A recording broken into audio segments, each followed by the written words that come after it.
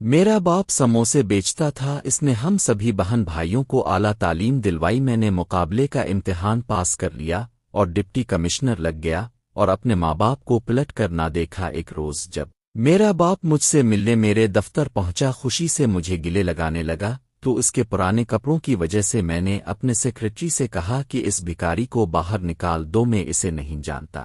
میرا باپ روتا ہو وہاں سے چلا گیا۔ کئی سال بعد میرا نام احسان ہے، مگر یہ نام اب میں کم ہی زبان پر لاتا ہوں کیونکہ مجھے لگتا ہے کہ میں اس نام کے قابل نہیں رہا۔ میں نے وہ گناہ کیا ہے جو کسی عدالت میں جرم نہیں مگر رب کی عدالت میں سب سے بڑا جرم ہے۔ میں نے اپنے باپ کو اس کی غربت کی وجہ سے ٹھکرا دیا۔ میرے باپ کا نام رحمت دین تھا، وہ شہر کے سب سے مصروف چوک پر ایک چھوٹا سا ٹھیلا لگاتا تھا۔ اس ٹھیلے پر اس کے ہاتھوں سے بنے ہوئے سموسے بکتے تھے۔ وہ صبح فجر سے پہلے اٹھتا، آٹا گوندھتا، آلو ابالتا، پیاز کاٹتا اور مصالحہ خود پیستا۔ میں نے کئی بار دیکھا کہ اس کے ہاتھوں پر جلنے کے نشان تھے، مگر وہ ہمیں کبھی یہ نہیں بتاتا تھا۔ وہ بس کہتا تھا میرے بچوں کو کبھی یہ محسوس نہیں ہونا چاہیے کہ ان کا باپ کمزور ہے۔ ہم 5 بہن بھائی تھے، سب سے بڑی بہن شازیہ، پھر میں، اس کے بعد 2 چھوٹے بھائی اور سب سے آخر میں ایک چھوٹی بہن ماں بشرا بی بی تھی جو گھروں میں سلائی کرتی تھی اور کبھی کسی کے گھر کپڑے دھونے چلی جاتی تھی، مگر گھر آ کر ہمیں ایسے پیار کرتی جیسے ہم اس کی ساری دنیا ہوں۔ رات کو جب ابا ٹھیلے سے واپس آتے تو ہم سب ان کے گرد بیٹھ جاتے۔ وہ اپنی جیب سے کبھی ٹافی کبھی بسکٹ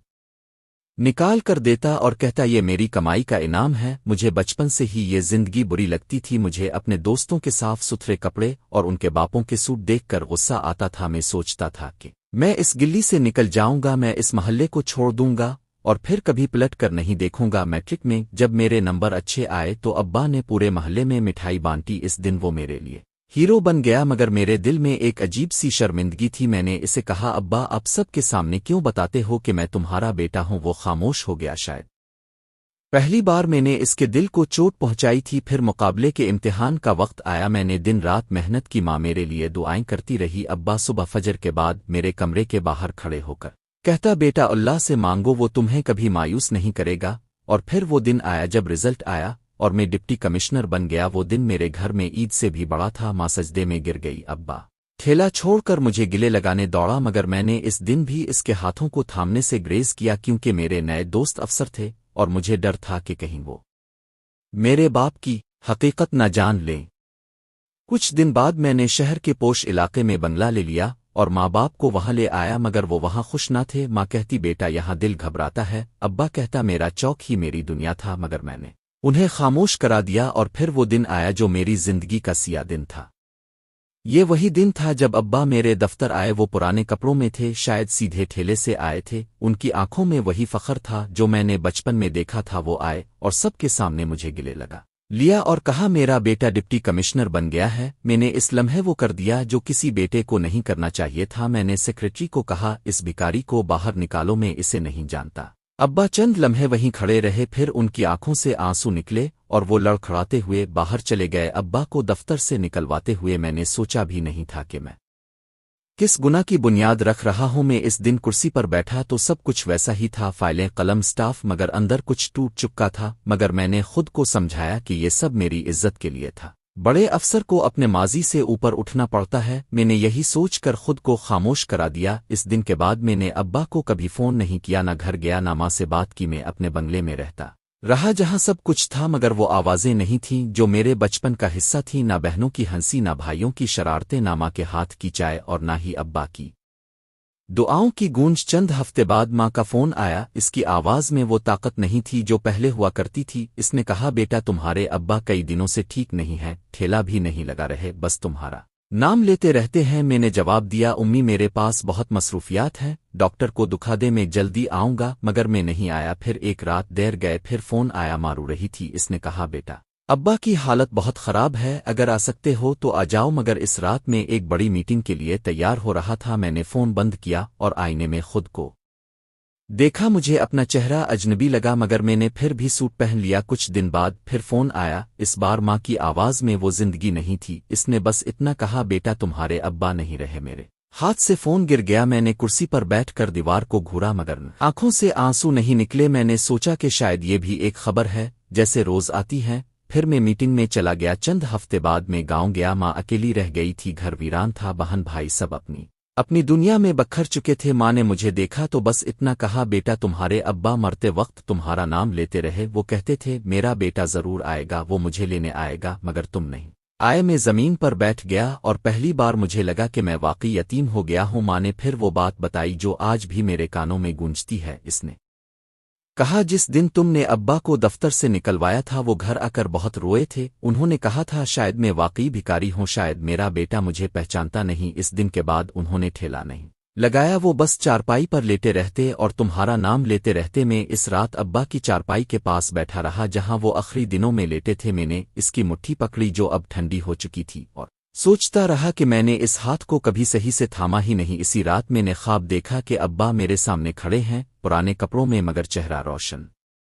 وہ کہہ رہے ہیں بیٹا میں نے تمہیں کبھی معاف نہیں کیا مگر تم پھر بھی میرے بیٹے ہو، اور یہ کہہ کر وہ مجھ سے دور ہوتے گئے۔ میں چیخ کر اٹھا مگر کمرہ خالی تھا۔ اس رات کے بعد میری نیند مجھ سے روٹھ گئی۔ میں بنگلے کے کمرے میں لیٹا رہتا مگر آنکھیں بند کرتے ہی وہی منظر سامنے آ جاتا، دفتر کا دروازہ کھلتا ہے، ابا اندر آتے ہیں، ان کی آنکھوں میں خوشی ہوتی ہے، اور پھر میرے الفاظ تلوار بن کر ان کے دل میں اتر جاتے ہیں، اس بھکاری کو باہر نکالو، میں اسے نہیں جانتا، اور میں پسینے میں شرابور اٹھ بیٹھتا۔ میں نے اپنی ماں کو شہ لے آنے کا فیصلہ کیا مگر وہ راضی نہ ہوئی۔ اس نے کہا اب میرا دل یہاں ہی لگا ہے، تم نے بہت دیر کر دی، میں اس گھر میں اکیلی نہیں ہوں، یہاں تمہارے ابا کی خوشبو ہے، میں اسے چھوڑ کر نہیں جا سکتی۔ میں نے بہت اصرار کیا مگر وہ خاموش رہی، شاید اب وہ مجھے وہ حق نہیں دینا چاہتی تھی جو ایک بیٹے کو ہوتا ہے۔ چند دن بعد میں نے ایک پرانی الماری کھولی جس میں ابا کی چیزیں تھیں، اس میں ایک چھوٹا سا رجسٹر تھا۔ میں نے کھولا تو اس میں ہر دن کی کمائی لکھی ہوئی تھی، ساتھ چھوٹے چھوٹے جملے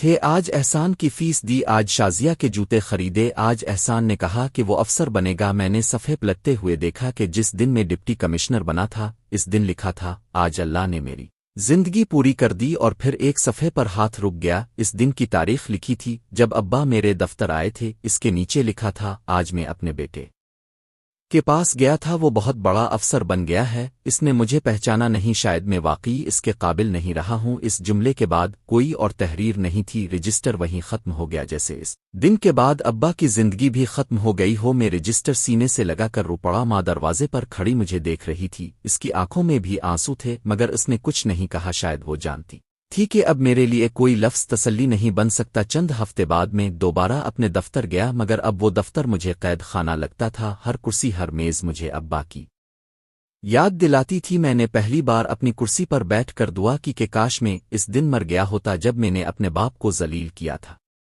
ایک دن ایک بوڑھا شخص دفتر کے باہر بیٹھا تھا، وہ بالکل ابا جیسا لگتا تھا۔ میں نے اسے دیکھتے ہی سیکرٹری کو بلایا اور کہا اسے اندر لے آؤ۔ وہ شخص اندر آیا تو میں نے اس کے پاؤں چھو لیے، وہ گھبرا گیا، کہنے لگا صاحب یہ کیا کر رہے ہیں؟ میں نے کہا اب مجھے میرے باپ کی یاد دلا دیتے ہیں۔ وہ مسکرایا اور بولا بیٹا جب تک ماں باپ زندہ ہوں ان کی قدر کر لو، بعد میں صرف قبریں رہ جاتی ہیں۔ وہ میرے دل پر ایک اور زخم لگا کر چلا گیا۔ میں نے اسی دن فیصلہ کیا کہ میں اپنی زندگی بدلوں گا، مگر کچھ زخم ایسے ہوتے ہیں جو بھر بھی جائیں تو نشان چھوڑ جاتے ہیں، اور میرے دل پر وہ نشان ہمیشہ کے لیے کندہ ہو چکا تھا۔ اس دن کے بعد میں نے اپنے دفتر میں بہت کچھ بدل دیا۔ میں نے سیکرٹری کو کہا کہ اب میرے کمرے میں جو بھی آئے گا چاہے وہ پھٹے کپڑوں میں ہو یا مہنگے سوٹ میں، اسے برابر عزت ملے گی، مگر یہ فیصلہ بھی میرے باپ کو واپس نہ لا سکا۔ میں نے اپنی ماں کو ہر مہینے پیسے بھیجنے شروع کیے مگر اس نے ایک دن فون پر کہا بیٹا پیسے میرے دل کا خلا نہیں بھر سکتے، مجھے تمہاری ضرورت تھی اس دن جب تمہارے ابا کو تم نے دھتکارا تھا، مجھے اس دن میرے بیٹے کی ضرورت تھی مگر تم وہاں نہیں تھے۔ اس کی بات سن کر میں نے فون بند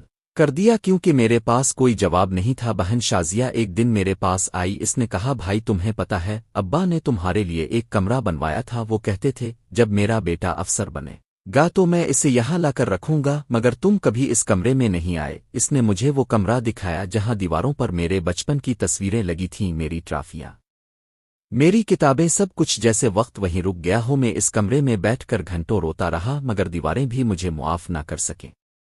چند دن بعد مجھے ایک انکوائری کا سامنا کرنا پڑا، میرے خلاف ایک شکایت درج ہوئی کہ میں غریب لوگوں سے بدتمیزی کرتا ہوں۔ شاید وہی بوڑھا شخص تھا، شاید کسی نے میرا ماضی جان لیا تھا۔ میں نے فائل پڑھی تو اس میں لکھا تھا کہ ایک ڈپٹی کمشنر نے ایک بوڑھے کو دفتر سے نکال دیا اور کہا کہ میں اسے نہیں جانتا۔ میرے ہاتھ کانپنے لگے، مجھے لگا جیسے ابا پھر میرے سامنے کھڑے ہیں۔ میں نے اس دن عدالت میں جا کر اقبال جرم کیا، میں نے کہا کہ ہاں میں نے ایک بوڑھے کے ساتھ زیادتی کی تھی، और वो बूढ़ा मेरा बाप था। पूरे कमरे में खामोशी छा गई। किसी ने भी मुझसे सवाल नहीं किया मगर सबकी नज़रें मेरे सर झुकने का मंजर देख रही थीं। मुझे इस दिन सज़ा मिली मगर वो सज़ा इस जख्म के सामने कुछ भी नहीं थी जो मैं खुद को दे चुका था। इस वाक़ये के बाद मैंने खुद को बदलने की ठानी। मैंने अपने दफ्तर के बाहर एक छोटा सा काउंटर बनवाया जहां गरीब लोग आकर अपनी बात कह सकते थे। मैं खुद जाकर उनके पास बैठता और उनके मसाइल सुनता मगर हर बूढ़ा शख्स मुझे मेरे अब्बा की याद दिला देता और मैं हर बार अंदर ही अंदर टूट जाता। इंक्वायरी के बाद मेरे लिए दफ्तर आना पहले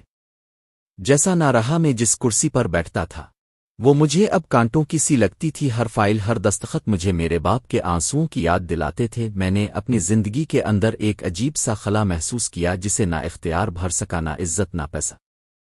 एक दिन मैंने फैसला किया कि मैं खुद इस चौक पर जाऊंगा जहां अब्बा कभी ठेला लगाते थे। मैंने सरकारी गाड़ी रोकी और पैदल चलने लगा। लोग मुझे पहचान रहे थे, सलाम कर रहे थे मगर मुझे उन सब में अब्बा की तलाश थी। आखिरकार मैं इस जगह पहुंचा जहां अब्बा का ठेला हुआ करता था। वहां अब एक और लड़का समोसे बेच रहा था। मैंने इससे पूछा, यहां पहले रहमतदीन बैठता था? वो लड़का चंद लम्हे खामोश रहा, फिर बोला, आप उनके बेटे हैं ना जो अफसर बन गए थे? मेरे दिल में तीर सा लगा। मैंने इस बात में सर हिलाया तो इसने कहा, वो बाबा तो बहुत अच्छे थे मगर उनके साथ बहुत बुरा हुआ। मैंने पूछा, क्या हुआ? इसने बताया कि जिस दिन वो दफ्तर से लूटे थे इस दिन के बाद उन्होंने ठेला नहीं लगाया। वो बस यहाँ आकर बैठ जाते और खाली मेज को देखते रहते थे। कहते थे शायद मैं अपने बेटे के लायक नहीं रहा। फिर एक दिन वो यहाँ आए और इस लड़के को कहा कि ये ठेला अब तुम्हारा है, बस वादा करो कि किसी गरीब बच्चे की फीस ना रुकेगी। मैं वहीं फुटपाथ पर बैठ गया। मेरे आंसू रुकने का नाम नहीं ले रहे थे। मुझे लग रहा था कि मैं अपने बाप के सामने फिर से खड़ा हूं मगर अब वो मौजूद नहीं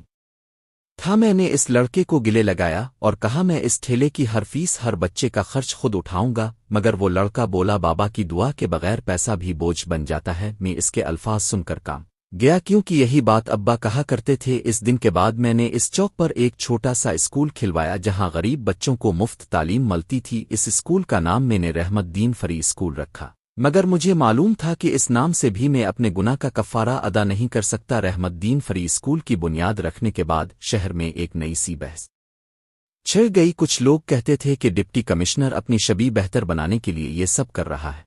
कुछ कहते थे कि वो वाकई बदल गया है मगर मुझे उन बातों से कोई फर्क नहीं पड़ता था क्योंकि मैं जानता था कि ये सब मैं अपने बाप की कब्र के कर्ज में कर रहा हूँ। हर हफ्ते में इस स्कूल जाता, बच्चों के साथ बैठता, उन्हें पढ़ाता मगर जब कोई बच्चा अपने बाप का हाथ पकड़कर स्कूल आता तो मेरा दिल टूट जाता। मैं खुद को समझाता कि शायद इसी तरह मैं अपने बाप के कदमों में बैठने का हक पालूं मगर यह हक शायद मुझे कभी ना मिल सके। एक दिन एक गरीब औरत स्कूल आई, उसके साथ एक बूढ़ा शख्स था। वो दोनों मेरे सामने बैठ गए। औरत ने कहा, साहिब ये मेरे अब्बा हैं, ये भी कभी समोसे बेचा करते थे। उनकी आंखें कमजोर हो गई हैं, मैं चाहती हूं कि आप उन्हें किसी काम पर रख लें ताकि वो किसी के सामने हाथ ना फैलाए। मैंने इस बूढ़े शख्स की तरफ देखा तो मुझे अब्बा की सूरत नजर आई। मैंने फौरन कहा कि आज से ये स्कूल के चौकीदार होंगे, उनकी तनख्वाह मैं खुद दूंगा। वो बूढ़ा शख्स उठकर मेरे कदमों को छूने लगा। मैंने इसके हाथ पकड़ कर सीने से लगा लिया और इस लम्हे मुझे लगा कि शायद मैं अपने बाप को थोड़ा सा वापस पा गया हूं मगर अगले ही लम्हे दिल ने कहा कि धोखा है क्योंकि अब्बा सिर्फ अब्बा होता है, कोई और उसकी जगह नहीं ले सकता। इस रात मैंने माँ को फोन किया और कहा, उम्मी मैंने एक स्कूल बना दिया है, अब दुआ करें। वो खामोश रही, फिर आहिस्ता से बोली, बेटा अगर तुम ये सब अपने बाप के सामने करते तो शायद आज वो जिंदा होता। इसकी बात ने मुझे फिर से तोड़ दिया मगर इसने आखिर में कहा, अल्लाह तुम्हें हिदायत दे, तुम्हारा दिल अभी भी जिंदा है। पहली बार था कि माँ ने मेरे लिए दुआ की थी वरना पिछले कई सालों में इसकी ज़बान पर बस खामोशी रह गई थी। माँ की दुआ के बाद मेरे अंदर एक अजीब सी हिम्मत पैदा हुई। मैंने सोचा कि शायद अभी सब कुछ खत्म नहीं हुआ, शायद मैं अपनी बहनों भाइयों को जोड़ सकता हूँ। मैंने सबको शहर बुला लिया। बरसों बाद हमारा पूरा खानदान एक ही छत के नीचे इकट्ठा हुआ मगर वो घर अब वो घर नहीं रहा था जिसमें हम कभी हंसा करते थे।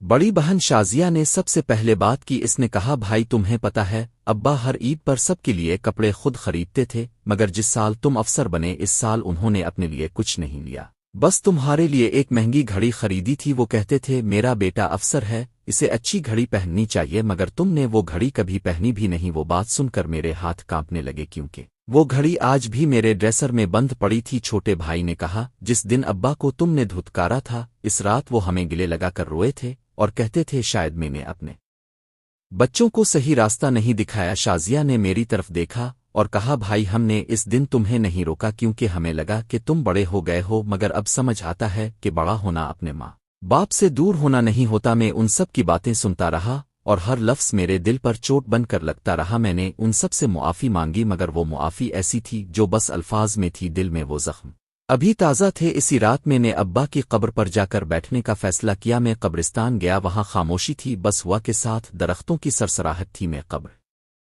کے پاس بیٹھ گیا اور کہا ابا میں جانتا ہوں میں نے آپ کے ساتھ بہت ظلم کیا، مگر آج میں اپنے خاندان کو جوڑنا چاہتا ہوں۔ میں چاہتا ہوں کہ آپ جہاں بھی ہوں مجھے معاف کر دیں۔ میں وہاں گھنٹوں بیٹھا رہا مگر قبر نے کوئی جواب نہیں دیا۔ واپسی پر مجھے ایک یتیم بچہ ملا جو قبرستان کے باہر بیٹھا رو رہا تھا۔ میں نے پوچھا کیا ہوا؟ اس نے کہا میرے ابا نہیں رہے اور اب کوئی مجھے گھر لے جانے والا نہیں ہے۔ میں نے اس بچے کا ہاتھ پکڑا اور اپنے ساتھ لے آیا۔ اس دن میں نے فیصلہ کیا کہ شاید اسی طرح میں اپنے باپ کے قرض کو تھوڑا سا ادا کر سکوں میں اس یتیم بچے کو گھر لے آیا۔ اس کا نام حمزہ تھا، عمر کوئی 8 سال ہوگی۔ آنکھوں میں وہی خوف تھا جو میں نے اپنے بچپن میں اس دن دیکھا تھا جب پہلی بار محسوس کیا تھا کہ غربت کیا ہوتی ہے۔ ماں نے اسے دیکھا تو اس کی آنکھوں میں بھی آنسو آ گئے۔ اس نے حمزہ کو گلے لگا لیا اور کہا بیٹا آج سے یہ گھر تمہارا بھی ہے۔ حمزہ کے آنے سے گھر میں ایک نئی سی زندگی آ گئی۔ وہ ہر وقت مجھ سے سوال کرتا رہتا انکل آپ کے ابا کہاں ہیں؟ میں اس سوال پر خاموش ہو جاتا کیونکہ میرے پاس کوئی جواب نہیں تھا۔ ایک دن اس نے کہا میرے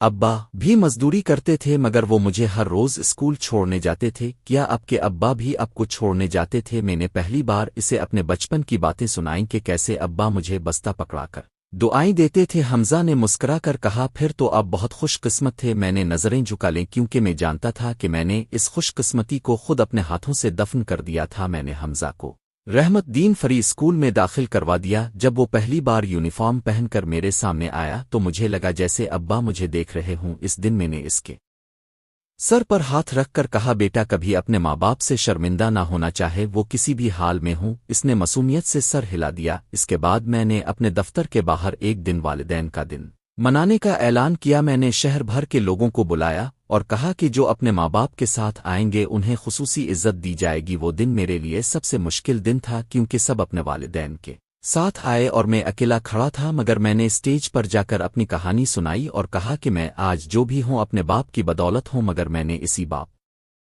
کو اس کے پرانے کپڑوں کی وجہ سے دھتکار دیا تھا۔ پورا حال خاموش ہو گیا، لوگ رو رہے تھے اور میں پہلی بار اپنے گناہ کا اعتراف سب کے سامنے کر رہا تھا۔ اس دن اسٹیج پر کھڑے ہو کر جب میں نے اپنے باپ کی کہانی سنائی تو مجھے لگا جیسے برسوں کا بوجھ میرے سینے سے اتر رہا ہو۔ میں نے لوگوں کو بتایا کہ میرا باپ رحمت دین سموسے بیچتا تھا اور میں اس کا بیٹا ہو کر ایک دن اسے بھکاری کہہ بیٹھا تھا۔ حال میں سناٹا چھا گیا، کچھ لوگ سر جھکائے بیٹھے تھے، کچھ کی آنکھوں میں آنسو تھے اور میں خود بھی رو رہا تھا۔ میں نے کہا اگر آپ کے ماں باپ زندہ ہیں تو خدا کے لیے ان کی قدر کریں کیونکہ جب وہ چلے جاتے ہیں تو صرف تصویریں رہ جاتی ہیں اور پچھتاوا۔ اس تقریر کے بعد میرے پاس سینکڑوں لوگ آئے۔ کسی نے کہا صاحب آج میں نے پہلی بار اپنے باپ کے پاؤں چھوئے۔ کسی نے کہا میں اپنی ماں کو گلے لگا کر آیا ہوں۔ میں جانتا تھا کہ یہ سب میرے باپ کی روکی وجہ سے ممکن ہوا ہے۔ شاید وہ کہیں مجھے دیکھ کر مسکرا رہے ہوں گے۔ گھر واپس آیا تو ماں صحن میں بیٹھی تھی۔ اس نے مجھے دیکھتے ہی کہا بیٹا آج تمہارے ابا بہت خوش ہوں گے۔ میں نے اس کے قدموں میں بیٹھ کر اس کا ہاتھ چوم لیا اور کہا امی اگر میں نے بہت دیر کر دی ہو تو مجھے معاف کر دو۔ اس نے میرے سر پر ہاتھ رکھا اور کہا بیٹا اللہ تمہیں معاف کرے گا کیونکہ تمہارا دل جاگ گیا ہے۔ حمزہ میرے پاس آیا اور کہنے لگا انکل آج اسکول میں سب کہہ رہے تھے کہ آپ بہت اچھے انسان ہو۔ میں نے اسے گلے لگایا اور کہا بیٹا اچھا انسان وہ ہوتا ہے جو اپنے ماں باپ کو کبھی شرمندہ نہ کرے۔ اس رات میں ابا کی قبر پر گیا، چاندنی پھیلی ہوئی تھی۔ میں نے قبر کے پاس بیٹھ کر کہا ابا میں جانتا ہوں میں آپ کو واپس نہیں لا سکتا، مگر میں نے آپ کے نام سے جو چراغ جلایا ہے وہ کبھی بجھنے نہیں دوں گا۔ میں نے اپنا ماتھا قبر پر رکھ دیا اور پہلی بار مجھے لگا کہ شاید ابا نے میرے سر پر ہاتھ رکھ دیا ہے۔ آج میں ایک ڈپٹی کمشنر نہیں بلکہ ایک پچھتاوا بن کر جی رہا ہوں، مگر میں چاہتا ہوں کہ میری یہ کہانی کسی اور بیٹے کو پچھتاوے میں نہ بدل دے۔ اگر آپ یہ سن رہے ہیں اور آپ کے ماں باپ زندہ ہیں تو ابھی فون اٹھائیں، ان سے بات کریں، ان کے قدموں میں بیٹھیں کیونکہ وقت بہت ظالم ہے، یہ کبھی نہیں بتاتا کہ کون سا لمحہ آخری ہوگا۔ آپ کو کہانی پسند آئی ہو تو ویڈیو کو لائک کریں اور مزید ایسی کہانیوں کے لیے چینل کو سبسکرائب کریں۔ ملتے ہیں نیکسٹ ویڈیو میں، تب تک کے لیے اللہ حافظ۔